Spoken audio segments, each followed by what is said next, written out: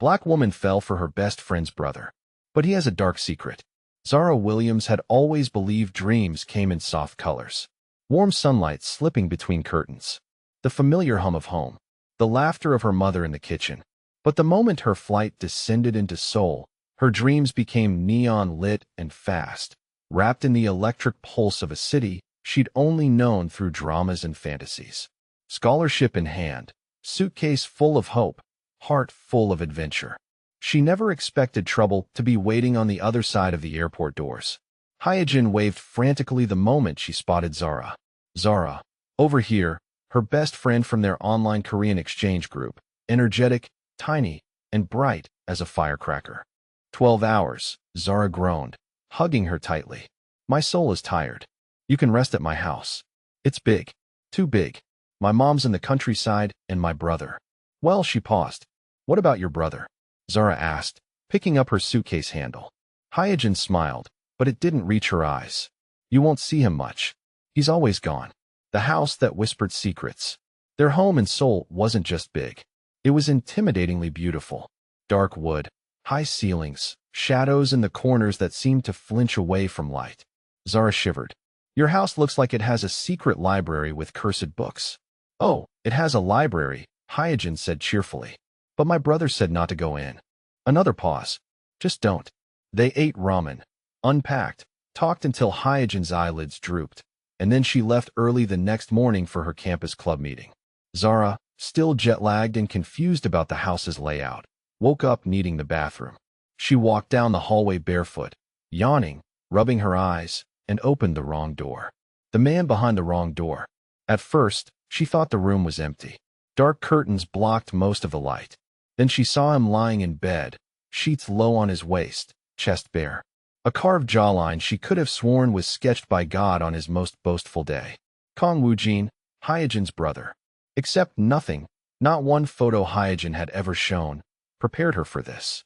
His hair was messy, slightly damp, like he just stepped out of a shower before collapsing into bed. His breathing was slow, the kind that belonged to a man who didn't get enough sleep, yet moved through life with discipline. Then his eyelids lifted. Dark eyes, sharp, dangerous, awake far too quickly. He didn't bolt up in surprise. He assessed her slowly, calmly, like a man used to unexpected things showing up at his door. Wrong door. His morning voice was low, gravelly, almost sinful. Zara's brain malfunctioned. Oh my God. Totally wrong door. She backed up so hard she hit the hallway wall, but his eyes stayed locked on hers the entire time. Heavy, piercing, a little amused, and something else, something that made her breath catch. Interest, claiming something he hadn't even touched yet. His presence lingered. At breakfast, Zara tried to act like she hadn't just seen a man sculpted from sin itself. Hyejin handed her kimchi and rice. So, first night in Korea. How was it? Zara nodded aggressively. Perfect. Fantastic. Loved it. Amazing house. Very nice walls. Good doors. Normal doors. Hyejin blinked. Are you okay? Before Hyejin could pry, footsteps echoed from the stairs. Slow, measured, commanding. Zara tensed. He appeared. Kong Woojin fully dressed now. Black shirt, rolled sleeves, expression unreadable. But his eyes went straight to her. Not accidentally. Not subtly, direct, purposeful, like he remembered every detail of how she looked standing in his doorway. Hyejin sighed loudly. Be nice. This is my best friend from Nigeria. She's staying with us.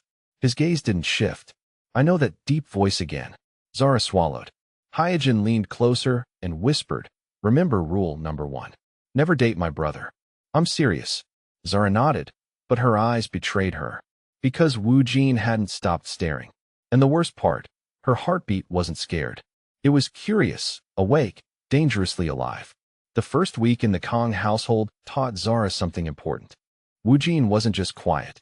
He was studying her. His presence wrapped around the house like a shadow, silent, invisible, yet constantly felt. He never tried to start conversations, but somehow he always appeared when she did something he didn't approve of. And she was starting to realize there were many things he did not approve of. The first role, it happened on a Thursday night. Hyejin had invited Zara to her university's welcome party.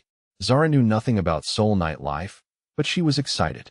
She finally felt like she belonged somewhere. She put on a short black dress, the one she brought for special occasions. Not too revealing, but flattering, tasteful, pretty. She smoothed her hair in the mirror. Her reflection smiled back, a mix of nerves and excitement. Then the bedroom door slid open. She turned and nearly dropped her lipstick. Woojin was standing there, leaning against the frame, dressed in all black. His shirt clung to him like it was tailored to his heartbeat. He had a silver watch and his hair was styled back in that effortless, dangerous way. But his eyes traveled down her body slowly. Too slowly. He asked, voice low, "Are you going dressed like that?" Zara blinked. Out with Hyojin." She laughed. "No, I wasn't asking for permission."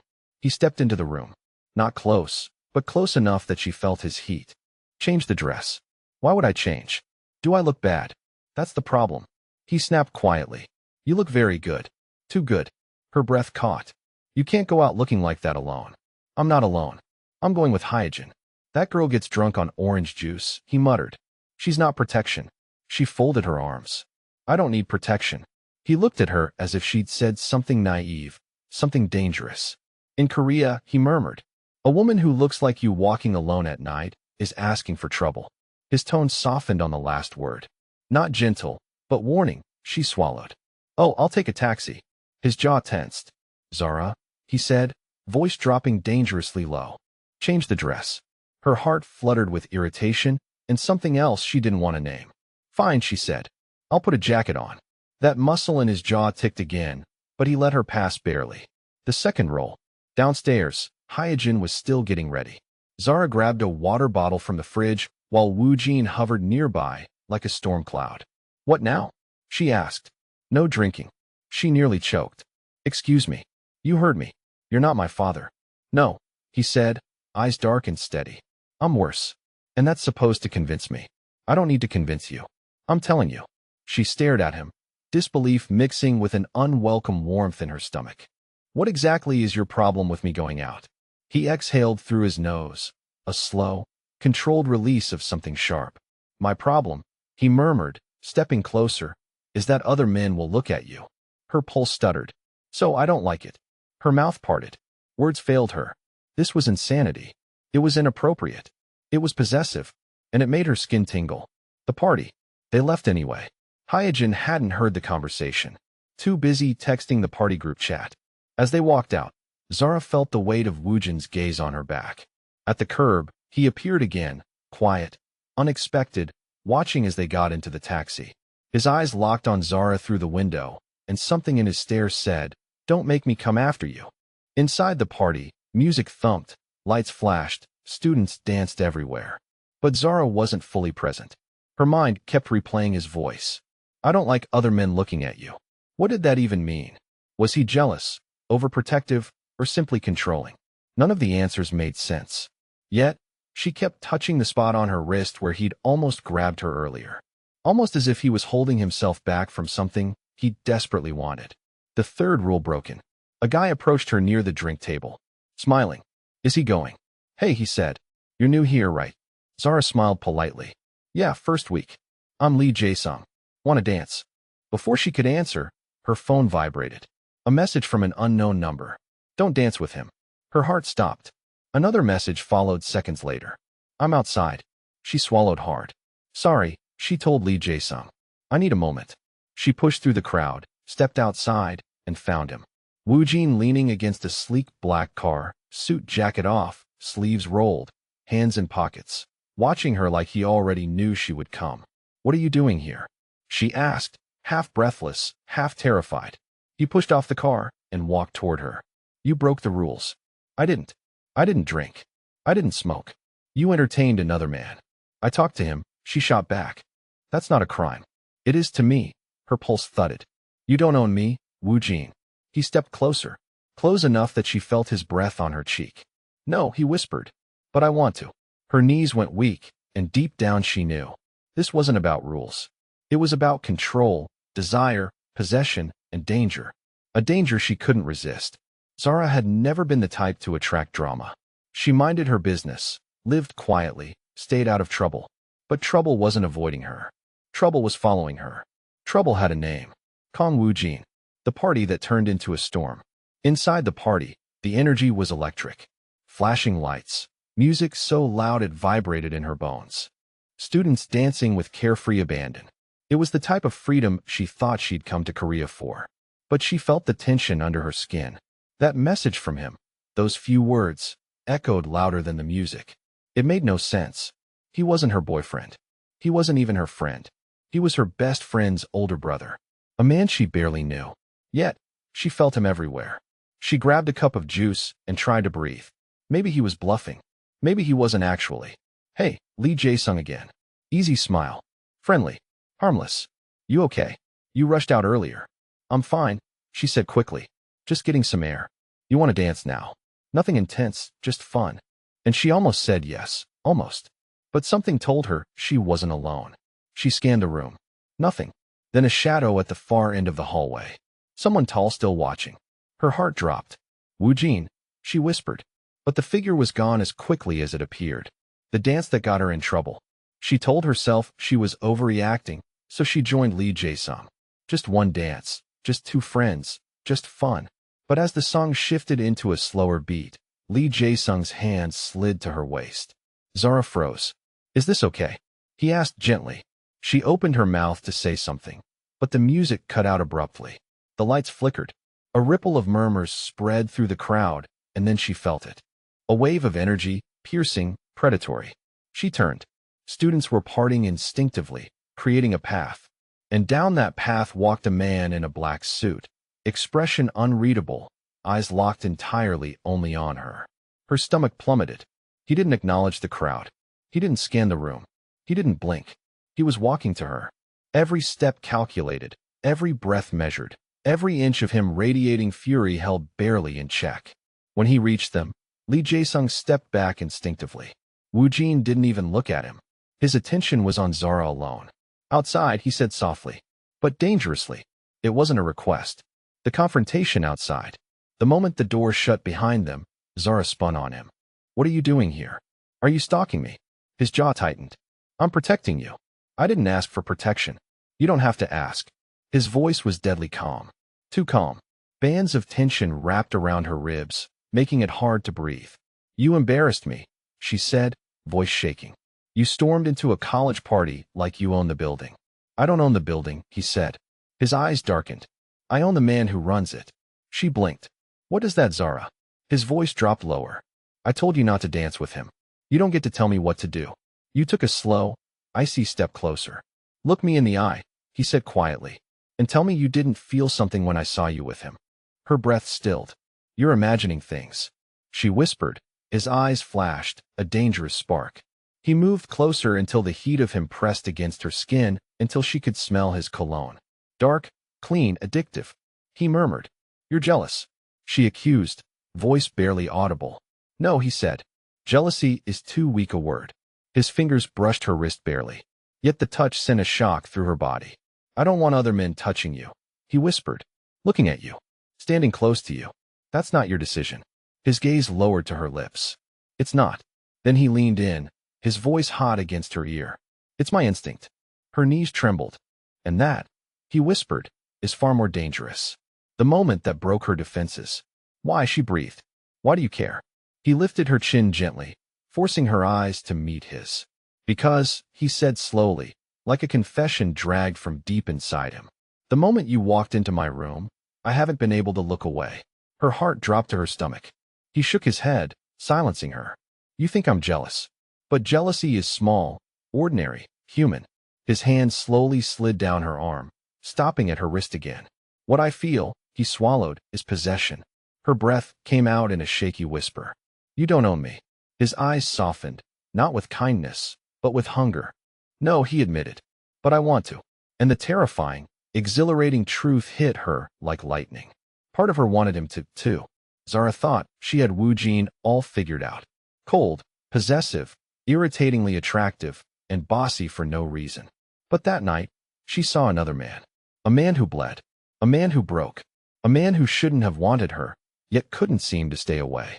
The night, everything shifted. The clock hit 1:23 a.m. when she heard the front door slam. Not gently, not quietly. A violent, frustrated slam that rattled the picture frames on the wall. She wasn't supposed to be awake, but the sound dragged her from her bed like a magnet. The lights were off downstairs. The house felt colder than usual. A silence so heavy it felt like someone had dropped grief into the air. She crept down carefully. At first, she didn't see him. Then she did. Wu Jin was sitting on the couch, elbows on his knees, chest rising and falling like he'd run a marathon. Black shirt torn, knuckles bruised, bleeding, a faint cut on his cheekbone.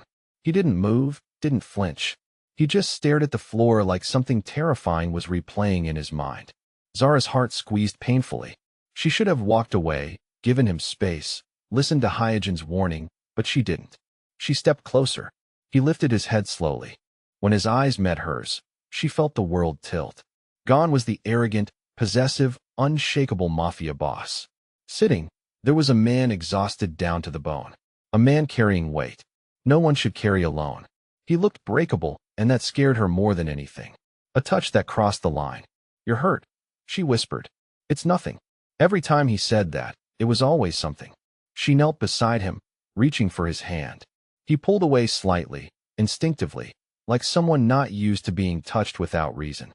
"You don't have to," he said quietly. "I want to." Those 3 words changed everything. He let her take his hand. His skin was warm, rougher than she expected. A man who fought too often, who lived in the shadows too long. His knuckles were split open, crusted with dried blood. Zara grabbed the first aid kit from the cabinet and returned. He watched her silently, eyes fixed on the way her fingers handled the bandages. "Who did this?" she asked softly. He hesitated. "Someone who needed a reminder," he finally said. "That violence isn't a reminder," she whispered. "It's a warning." His jaw clenched. Sometimes warnings are necessary. Her hands trembled slightly, whether from fear or something else she didn't know. But she kept cleaning his wounds carefully. "You shouldn't get hurt," she said. "I'm used to it." "You shouldn't be." Something flickered in his eyes. "And you shouldn't be here at this hour," he murmured in front of me, "touching me like this.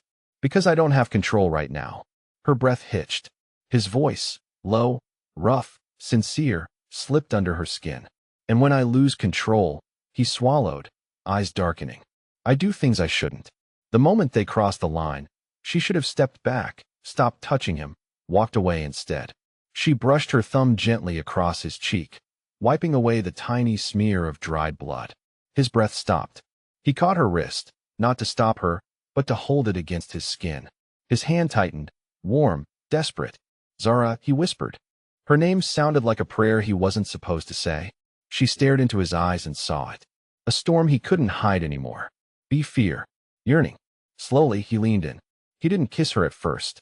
He just rested his forehead against hers, breathing her in like her nearness alone was enough to steady him. "This is wrong," he murmured. His breath trembled. "I shouldn't want you." Her lips graced his as she whispered back. "Then don't." A lot, a challenge, a plea. His hand slid to the back of her neck, and then he kissed her. Not soft, not hesitant, but deep, consuming. 6 months of suppressed desire unleashed in a single moment. Zara melted into him, fingers gripping his shirt, heartbeat syncing with his. He smelled like danger and cologne and something heartbreakingly human. He pulled back only when they were both breathless. His forehead pressed to hers again. "This shouldn't have happened," he said quietly. "I know. We can't do it again." She nodded. But then he kissed her again. Longer, slower, like he already knew they were lying. Their lips parted, but their connection didn't. "This is going to ruin us," she whispered. His thumb brushed her jaw. "Then let it." Zara had always known something was wrong with this house. Not the architecture, not the silence, not even Wu Jin's unpredictable moods. It was the shadows. They moved strangely here, followed strangely, watched strangely. And tonight, they showed their teeth. A house too quiet. Ever since the kiss, that wasn't supposed to happen, but did twice. The kiss that still burned on her lips. Wu Jin had disappeared. 3 days. No footsteps in the hallway. No voice drifting from the kitchen. No brooding presence in the living room. He was gone. Hyojin was worried too, but she covered it with fake enthusiasm. "He always travels," she said. "He'll be back." But her eyes darted away. Her fingers shook. She wasn't telling the whole truth. Zara felt it deep in her bones. Something was off. The wrong sound in the wrong place. The house was quiet that evening. Too quiet. Hyojin had gone to study with friends. Zara stayed behind to write an essay, but her focus shattered when she heard it. A muffled yell, coming from downstairs. Her blood turned cold. Maybe she imagined it. Maybe it was the TV from next door. Maybe there was again a choked, strangled sound. Not imagination. Not a TV. Not normal. Zara followed the sound through the hallway, unsure why curiosity outweighed fear. Her footsteps slowed as she reached a door she'd never seen open before. A basement door. One Hyojin had never mentioned. One Woo-jin had never spoken of. The yelling grew louder. Her heart hammered as she pressed her palm against the door. Unlocked, her throat closed. Don't do this. Turn back. Call someone. But she opened it. The descent. The basement stairs were made of concrete. Industrial. Wrong for a family home. As she stepped down, the smell hit her. Metallic and sharp blood. Her stomach flipped. Light flickered at the bottom. Harsh white fluorescence buzzing like dying bees. And then she heard voices. Oh, menacing, familiar. Woojin's voice. Zara froze on the last step. She didn't want to go forward, but her legs betrayed her. She stepped into the basement, and her world shattered. The secret. There were 3 men in the room. 2 of them she'd never seen. Big-masked, intimidating. The third, Woo-jin, still in his black suit. Tie gone, sleeves rolled up, jaw like a blade. Blood splattered his shirt. He stood over a man tied to a chair, bruised and bleeding. The man begged in Korean, sobbing, pleading for mercy. Woo-jin didn't move. He just stared at the man like he wasn't a person, like he was a problem. Disdain. A mistake. Zara's breath hitched loud enough for him to hear. His head whipped toward her instantly, and everything froze the moment he saw her. Zara. Her name wasn't a question, it was a curse. He moved so fast she stumbled back. He grabbed her shoulders before she could fall. His voice was razor-sharp, panicked, furious, terrified. I heard something, she whispered. I didn't know. I didn't know this. I didn't know you. He exhaled shakily, a sound full of anger and something much deeper. You weren't supposed to see this. She pushed against his chest, shaking. This man, you're hurting him. What is happening to Hyojin? What is this? He closed his eyes briefly. A pained expression washed over him. I told you, he said, voice low and raw. I'm not someone you should love. Her breath broke. She whispered. Who said anything about love? You did, he said softly, eyes burning into hers. Every time you looked at me, her heart cracked open. Is this who you are? She asked, voice trembling with fear and betrayal. A criminal. He swallowed hard. I am the criminal. The words hit like a slap. Not a criminal. The one people whispered about. The ghost of Seoul's underworld. The man every gang feared. Zara stumbled back, tears burning her eyes. Why didn't you tell me? Because you would have left, he rasped. I should leave, she said, voice barely audible. His jaw clenched so tight she thought it might break. But you won't, he whispered. You came down here. Her knees buckled. Fear, confusion, heartbreak crashing into her all at once. He caught her before she fell, pulling her against his chest with a desperation she'd never seen in him before. I didn't want you to know, he said, voice shaking. I wanted just for once, something good, something pure. She pushed weakly at him, but he didn't let go. Woo-jin, she cried softly. What else have you lied about? He rested his forehead on hers, breath uneven. Everything, he whispered, except how I feel about you. Zara barely slept after the almost kiss in the hallway. Every time she closed her eyes, she felt Woojin's breath ghost against her cheek again, his hand on the wall beside her head. His voice, tell me you don't want me. She hadn't been able to tell him anything, and now she was paying for it, taunting fate. The next morning, Woojin was gone before sunrise. Hyojin was unusually bubbly over breakfast, rambling about an exam, oblivious to the way Zara's heart was still slamming against her ribs, replaying last night on a loop. When Hyojin finally rushed out the door, Zara let out a shaky breath alone in the kitchen until she felt it, that prickling heat.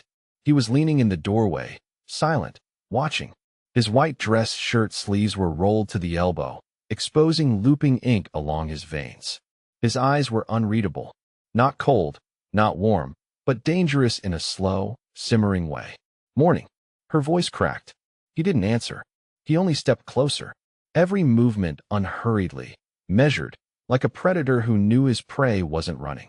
Without speaking, he reached past her, and took the mug she was holding. His fingers brushed hers lightly, deliberately. You didn't sleep. It wasn't a question. No, she whispered. His jaw ticked. You're thinking too much. Because of you. She wanted to say instead about what happened last night. His eyes hardened. It shouldn't have happened. Her heart dropped until he leaned down, lips almost at her ear. But it will happen again. A shiver rippled through her. He stepped away before she could speak, grabbing his keys. Listen carefully. His tone sharpened. Don't leave the house today. Because I said so, he said, as if that explained everything. And then he was gone, leaving her with nothing but questions and a heartbeat that wouldn't calm. A message she was never meant to see. By afternoon, the walls of the penthouse felt too quiet. She paced, tried studying, tried cleaning. Nothing helped. Every soft sound made her think he was back. When her phone buzzed on the sofa, she assumed it was Hyojin, but it wasn't a text. It was a notification from Woojin's tablet left on the table. It had synced, and the preview said, "We found her. Bring the girl." Zara froze. Girl? Who were they talking about? Her pulse spiked. Curiosity, fear, instinct. They all collided. She shouldn't open it. She really shouldn't. She opened it anyway. A group message from unknown numbers. Encrypted. Boss, do you want us to extract the target quietly? The black girl is alone. Her vision blurred. They were talking about her. Hands shook as she scrolled. If we take her now, Kong Woojin will come running. Then use her as leverage. Force him to hand over the ledger. She didn't know what that was, but they clearly thought she was important enough to threaten him with. Her knees buckled. Was this his dark secret? Was this why he didn't want her outside? Why he kept controlling everything? Who she talked to? Where she went because the world outside wasn't just dangerous. It was dangerous because of him. She slammed the tablet shut, breathing hard, and then a sound behind her. A door unlocking. She spun, panic flooding her veins, only to find Woojin stepping in, his expression sharp, tense, like he'd been fighting with the world itself. He stopped when he saw her face. What happened? His voice was low, lethal. She pointed at the tablet. I saw your messages for the first time since she'd known him. Something like shock flickered across his features. Then it was gone. They're watching me, she whispered. And they're watching to me. Yes, he said. She recoiled. No explanation, no apology, no anything. His eyes softened barely. You were never supposed to see that. That's all you have to say. Woojin, someone wants to kidnap me because of you. His jaw clenched so hard the muscle twitched. That's why I told you to stay inside. That's why I made rules. That's why. That's not protecting me, she snapped. That's locking me up. He stepped closer. That's keeping you alive. A truth he didn't want to say. She backed away. You said you had secrets, she said, voice cracking. But you didn't tell me I was part of them. He inhaled sharply. You became part of them the second you walked into this house. Silence. Then her voice barely a whisper. Because I'm Hyojin's friend, or because you wanted me for yourself. Something in him snapped. He grabbed her wrist, not hard, but firm enough that she felt the tremor in his fingers. Don't twist this, he warned. Then tell me why, she demanded. His breath hitched. His eyes dropped to her lips. She felt the answer before he said it. You know why? A hot, suffocating pause. Then she whispered, say it. You did. Because I can't stay away from you. The almost confession. He let go of her wrist, but only to cup her jaw instead. His forehead pressed to hers. His voice was raw. They want to use you against me. They think you're my weakness. She breathed. But I'm not letting anything happen to you, he continued. Not while I'm breathing. The world went quiet.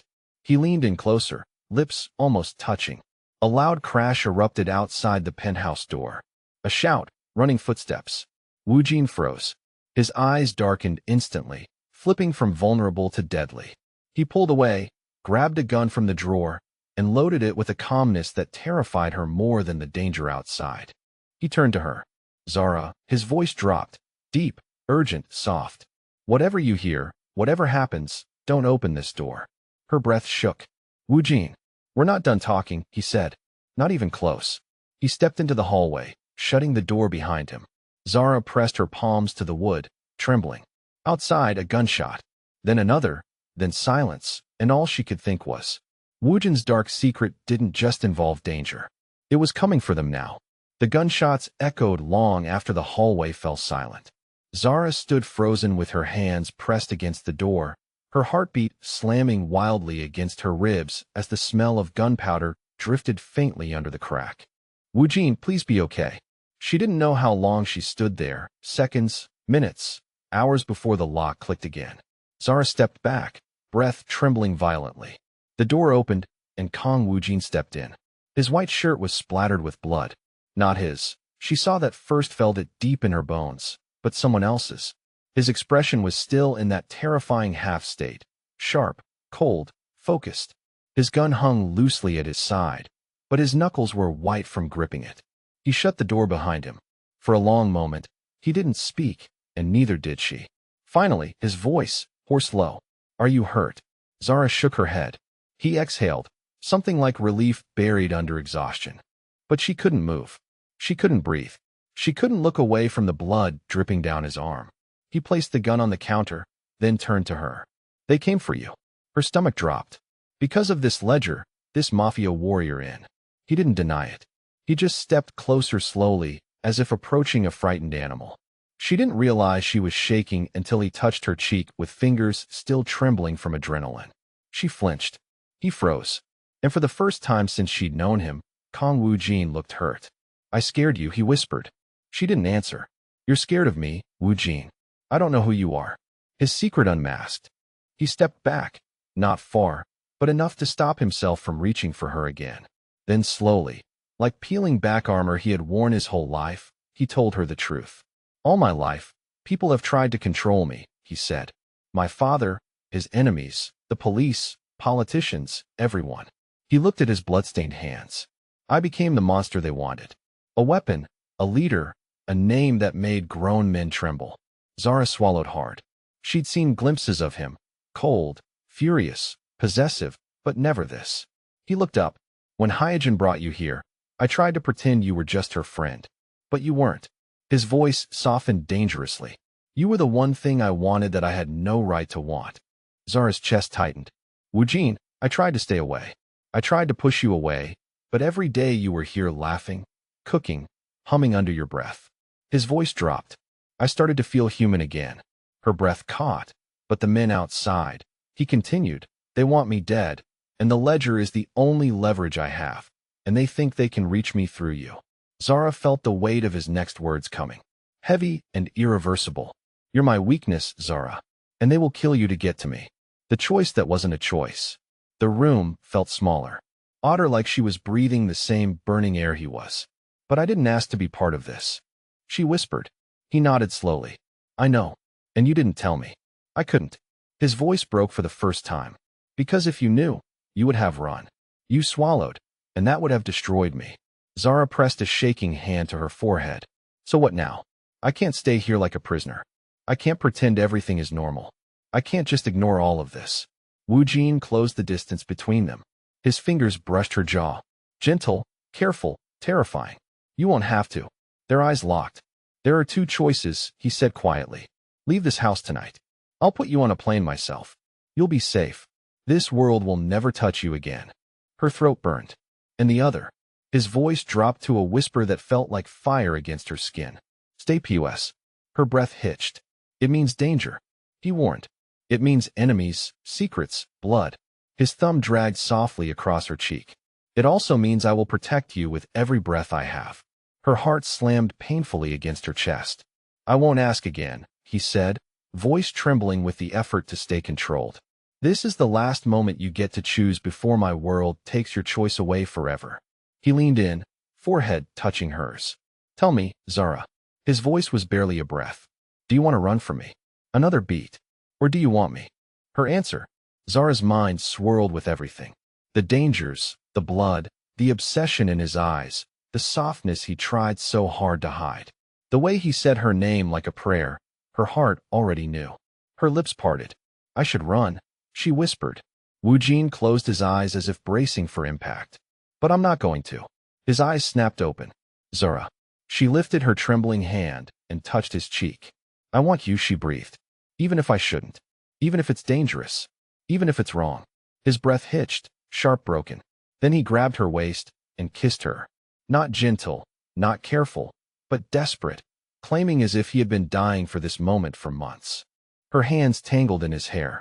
His grip tightened on her hips. Their world, dangerous, chaotic, forbidden, collapsed into a single undeniable truth. She had chosen him, and whatever came next, they would face it together. The morning after changed everything. Zara woke wrapped in Woojin's arms, his breathing steady against her neck. Sunlight filtered through heavy curtains, casting golden shadows across his bare chest. For a moment, the world felt perfect, safe. Then reality crashed back. She was in love with a mafia boss. She had chosen a life of danger, secrets, and blood. His eyes opened slowly, finding hers immediately. "Morning," he murmured, voice rough with sleep. His thumb traced her jawline with reverent gentleness. "How do you feel?" "Terrified," she whispered honestly. "Good," he said, pulling her closer. "Fear keeps you alive in my world. But I'm here. I'm always here." They lay in silence, both understanding that this quiet moment might be the last peace they'd know for a long time. The sound of Hyojin's key in the front door shattered their bubble. "She's back," Zara breathed, panic flooding her veins. Woojin was already moving, sliding out of bed with fluid grace. "Stay here. I'll handle her." But Zara was already up, grabbing clothes. "I can't hide anymore, Woojin. If I'm in your world, then I'm in it completely." His eyes darkened with something between pride and terror. "You don't understand what you're saying." "Then teach me." She faced him, chin raised defiantly. "Show me everything." His jaw clenched. "Everything means blood, Zara. It means watching me do things that will give you nightmares. It means learning to kill or be killed." She swallowed hard, but didn't back down. "Then that's what it means." Downstairs, Hyojin's voice echoed through the house. "Zara, where are you?" "I brought coffee." They dressed quickly, Woojin's movements efficient and deadly calm. When they reached the kitchen, Hyojin took one look at them and dropped her coffee cup. It shattered across the marble floor, brown liquid spreading like spilled blood. "You didn't," she whispered, eyes wide with horror. "Hyojin," Zara started, but her friend's gaze had shifted to Woojin. "You promised," she said, voice shaking with rage. "You promised you wouldn't drag her into this." "I didn't drag her," Woojin replied coldly. "She chose."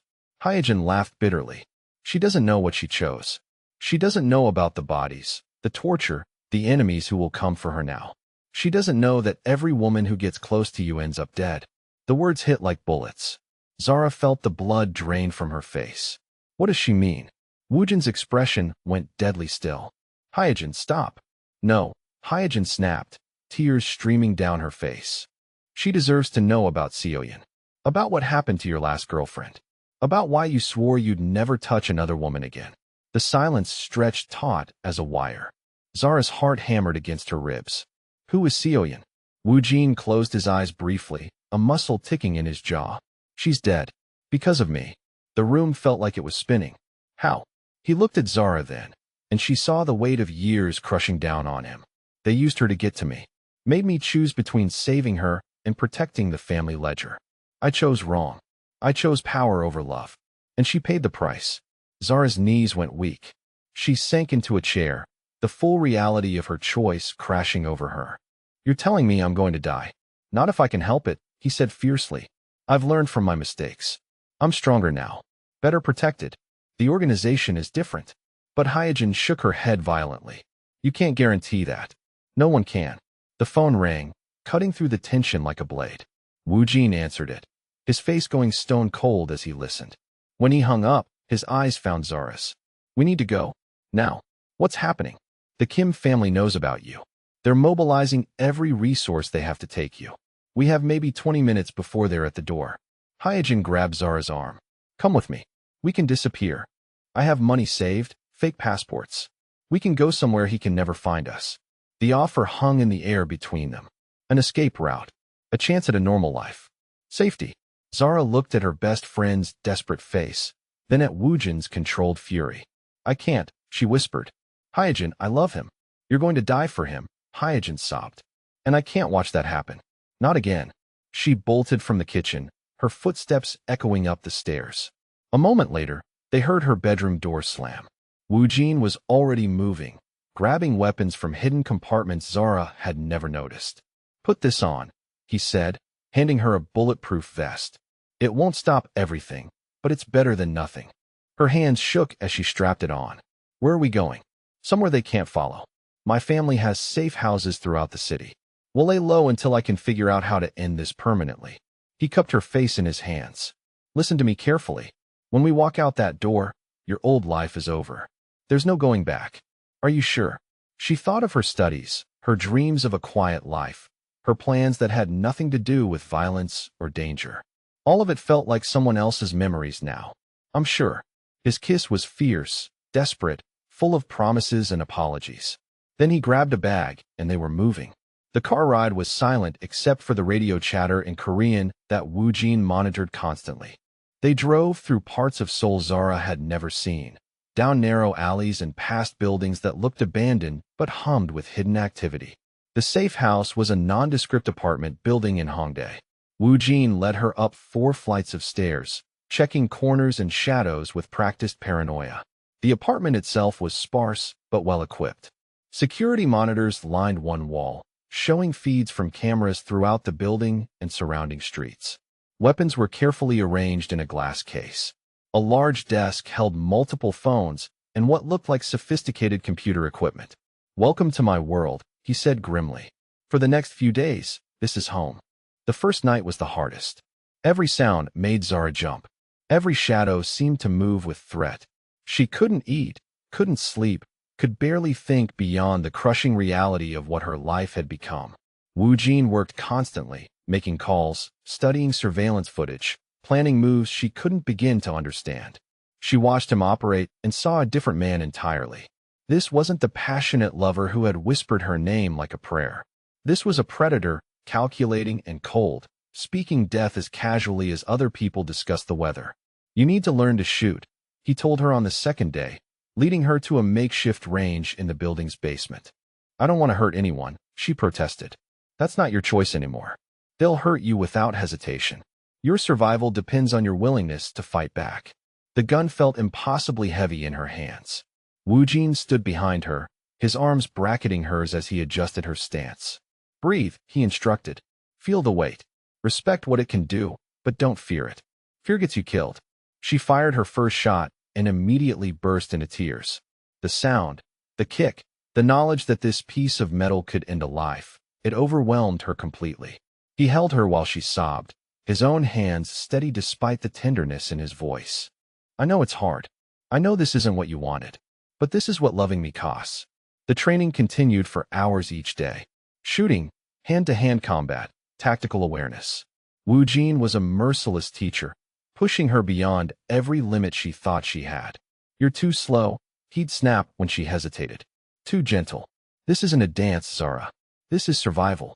By the end of the week, something had changed in her. The fear was still there, but it was tempered now by a cold determination she'd never felt before. When Woo-jin's phone rang with news that the Kim family had found their location, she didn't panic. Instead, she checked her weapon and waited for orders. "They're surrounding the building," he told her, studying the security monitors. 6 men, maybe more. "We're outnumbered, but we have the high ground. You remember everything I taught you." She nodded, surprised by her own steadiness. "What's the plan?" "We go through them. Together." The kiss he gave her tasted like goodbye and forever all at once. Then they were moving. The stairwell echoed with footsteps, voices speaking in rapid Korean. Woo-jin moved like liquid death, taking out the first 2 men before they even knew he was there. Zara followed, her heart hammering but her hands steady. When the 3rd man rounded the corner, gun raised, she didn't hesitate. The shot echoed through the narrow space. He dropped. She stared at the body for a frozen moment, the magnitude of what she'd done crashing over her. "I killed him," she whispered. "You survived," Woo-jin corrected grimly. "That's what matters. Keep moving." They fought their way down floor by floor. Zara discovered she had instincts she'd never known existed, a ruthless focus that let her act without thinking. When they finally reached the ground floor, 3 bodies lay behind them. In the parking garage, Woo-jin's car waited with the engine running. One of his men, she realized, always thinking ahead. As they sped through the Seoul streets, Zara stared at her hands. They looked the same as always, but she knew they were different now. She was different now. "You did well," Woo-jin said quietly. "Better than I expected for your first real fight." "I never wanted to be good at this," she replied. "But I am." He reached over and took her hand. That's what scares them. They think they can break you, use your weakness against me. But you're not weak, Zara. You're dangerous. And that makes you perfect for this life. The new safe house was larger, more fortified. It felt less like hiding and more like a military base. Wujin's men treated her differently now. She'd proven herself in blood, earned their respect in the only way that mattered in their world. That night, as she lay in Wujin's arms, she thought about the choice she'd made. The fear was gone now, replaced by something harder, colder, more permanent. She'd crossed a line she could never uncross. I love you, she told him in the darkness. Even after everything. Especially after everything. His arms tightened around her. I love you too. More than my own life. More than anything I've ever built or fought for. You're my weakness and my strength all at once. Outside, the city hummed with danger and possibility. But in this moment, wrapped in the arms of a man who ruled from the shadows, Zara Williams felt like she'd finally found where she belonged. Even if that place was beautiful and terrible and stained with blood, the war was far from over. The Kim family would regroup, plan new attacks. There would be more violence, more choices that would cut away pieces of her soul. But she was no longer the naive college student who'd stumbled through the wrong door. She was something new now, something forged in fire and tempered in violence. She was Wujin's woman, and in his world, that meant she was untouchable, deadly, free. The future stretched before them, dark and uncertain and absolutely theirs. And for the first time since this all began, that was enough. More than enough. It was everything.